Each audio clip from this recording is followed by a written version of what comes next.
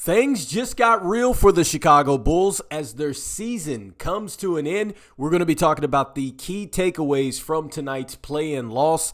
This is your host, Rico Greenhowe, and you have found yourself on another episode of Bulls Digest. And so tonight, we're going to be breaking down the key takeaways from the game. And so before we jump into that, I first wanted to remind you that, 74.8% of you that watch are not subscribed to the channel. So make sure that you go ahead and you slam dunk on that subscribe button because it means a lot to us here at Bulls Digest as we try to reach our end of the season subscriber goal. With that being said, let's go ahead and jump into the content for today. And so the Chicago Bulls fall to the Miami Heat at home 109-90. This was a play-in loss here, and so that means that the Chicago Bulls are eliminated.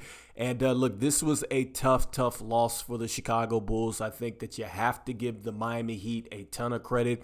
They came in very prepared.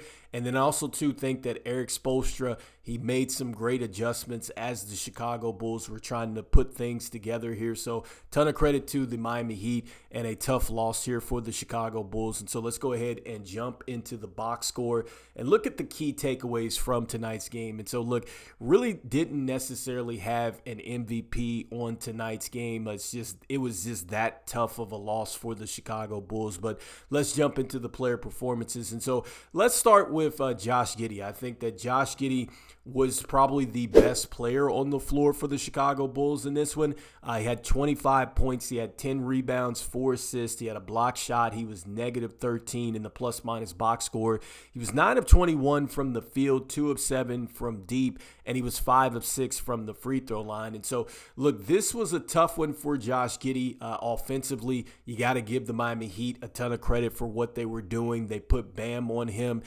really put the length on him, and just made it tough that way. And then also, too, the defense of the Miami Heat just making the adjustments as he was trying to get downhill. They made it tough for not only Josh Giddey, but a lot of our players as we were trying to get to the paint tonight. But I will give Josh Giddey a ton of credit for the competition level tonight, the way that he competed. I liked, just his assertiveness, and it just didn't go the way that we wanted it to go tonight. And you really have to give the Miami Heat a ton of credit because they only let him get 4 assists in this game. And that just tells you just how tough it was for the Chicago Bulls. He was not able to table set the way that he would want to. And so next up, looking at Coby White. And so Coby White struggled tonight. 17 points. He had 2 rebounds, 5 assists, a steal, negative 8. He was 5 of 20 from the field, 3 of 12 from downtown. He was 4 of 5 from the free throw line in 42 minutes. It was tough for Coby White. I think that defensively, again, just with what they did, putting Davion Mitchell on him, you could tell how frustrating that was for Coby White. Davion Mitchell got a block shot. It was just the effort for the Miami Heat. It was there. And then just for Coby White, he really never got into a rhythm. He couldn't necessarily get downhill the way that he wanted to. Next up with Modest Buzelis. And so, I liked Modest Buzelis in the highlight reel that we got. He got a nice play where he hit the end of the buzzard shot, I believe, in the first quarter, going into the second quarter. So that was a good shot. He also had a very nice back down dunk as well in this game. And you just like the fact that he was out there playing in a game like this, really getting this experience. So he had 9 points in this, 6 rebounds, 2 assists. He had a steal. He was negative 13 in the plus-minus box score, 4 of 9 from the field, 1 of 4 from deep in 35 minutes. So, again, getting that experience with the minutes. And so next up with Vooch. And so Vooch, 16 points. He had 12 rebounds. He had an assist. He had a steal. He had 2 blocks. Negative 18. He was 6 of 13 from the field, 2 of 5 from deep. He was also 2 of 2 from the free throw line in 38 minutes. And so with Vooch, got to give him credit because he also got the double-double as well, like Josh Giddey, so the 16 and the 12.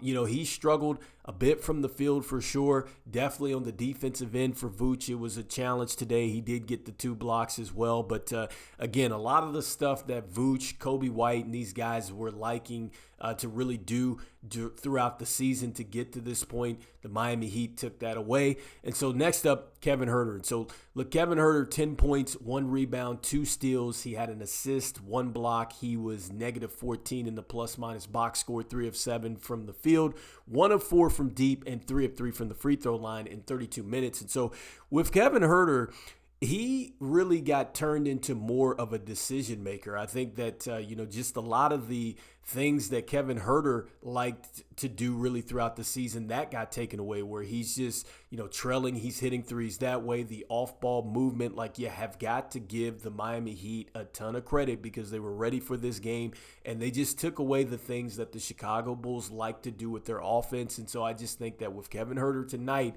he was kind of forced more into a decision-making role, and that's not his game at all. And so Kevin Huerter, he struggled like just a lot of the players here that we're talking about tonight. And so next up, with the bench, look, the bench collectively struggled because the Miami Heat outscored our bench. And look, Zach Collins, 2 points and assist, negative 4 in 5 minutes of play. He really didn't have the answer for us. Jalen Smith, he had an assist in this game in 4 minutes out there. So 4 and 5 minutes between those two. This is Billy Donovan trying to figure things out. Then with Patrick Williams, look, 15 minutes. He had 2 rebounds. He had a steal. He was negative 9, so didn't get very much from Patrick Williams. Dalen Terry, look, I could tell that he was definitely frustrated out there for sure. He did have 2 points, 4 rebounds, negative 2 in 13 minutes out there, and 0 of 1 from deep, 1 of 4 from the field, so a tough night for him. Julian Phillips only got a minute in this game, so I don't understand that. That was probably the biggest disappointment of the night, is that Julian Phillips only got 1 minute in this. I mean, he was +4. And then THT, he did what THT does, which is go out there and get buckets. 9 points. He had a rebound, 3 steals. He was negative 7 in the plus-minus box score, 4 of 6 from the field, 1 of 3 from deep. And so you got to give THT a lot of credit there. But look, this is a tough loss for the Chicago Bulls. I mean, I continue to keep saying that. And I just think that the Bulls, they came out, and I just don't know if they were ready for this moment, because this really, even though it was a play-in situation, it literally was like a playoff game. Like, it was that type of intensity with the physicality. And then you could just tell that when the Bulls got taken out of what they had been doing this season and really what has made them successful as far as going up and down and really kind of running that way with the offense, they didn't have a counter. And so they didn't have a counter, and then we're getting ready to jump into the team box score, but they also hurt themselves. Like, I think that was another thing that we're going to look at with the turnovers. And defensively for the Chicago Bulls, it was a struggle collectively. There wasn't one individual that just didn't play well. Collectively, the team did not play well. I think that there were several blown assignments out there. Tyler Hero had like free range to the lane out there. I mean, that was just him playing pickup basketball, essentially. I mean, there was no resistance out there. So there were several defensive lapses out there. This was a very tough loss for the Chicago Bulls. And so let's go ahead and jump into just the box score and just look at some of these team takeaways here. And so starting with the rebounds, look, the 50-50 balls, those went to the Miami Heat. They did a terrific job there, 45-38 as far as the Heat leading in rebounds. The turnovers, this was a story of the night for the Bulls, 18-15 there. So the Bulls lead in the turnover department. This is something that the Chicago Bulls have really struggled with throughout the season, was the turnovers. And so this was the worst time to have that happen. The block shots, the Heat were all over it, 7-4. The activity for them was it was incredible. And then with the points in the paint, I just talked about how Tyler Hero was getting downhill. What's his name? Andrew Wiggins, he was getting downhill as well. I think that just the Miami Heat, just as a whole, were doing a great job as far as getting to the paint. So they dominate in that department, 56-40. The steals, the Heat lead in that department, 10-9. And then this was really the interesting stat of the night. The Heat actually led in the fast breaks, 14-13. And so you know that is very uncharacteristic of the Chicago Bulls to not be ahead of a team in the fast break department. And so that just lets you know just the type of defense they're going against there. And then when it came down to the free throws, it was actually a pretty good night for the Chicago Bulls as they got to the free throw line 17 times. They were 14 of 17 there for 82.4%. So that really necessarily wasn't the issue. I think you have to get to the free throw line more in this type of game. But then when you look at the field goal percentage, it was just not good for the Bulls. 39.8% from the field, 27% from deep. The Miami Heat, 49.4% from the field. They also shot 37.1% from three, which is not bad. And then when you look at the assists to field goal makes for the Chicago Bulls, this is a story of the night. 15 assists to 33 field goal makes, not very good at all. And, just going back to just talking about just taking Josh Giddey away as a table setter there, he only had 4. And so this team collectively, man, they struggled to kind of distribute the basketball across the board. And so a tough loss for the Chicago Bulls in this one. Again, I got to give them a ton of credit for getting to this position. But I think, it's a very real moment because it just shows us, I think, as fans that, look, this Chicago Bulls team, it still needs to continue to build.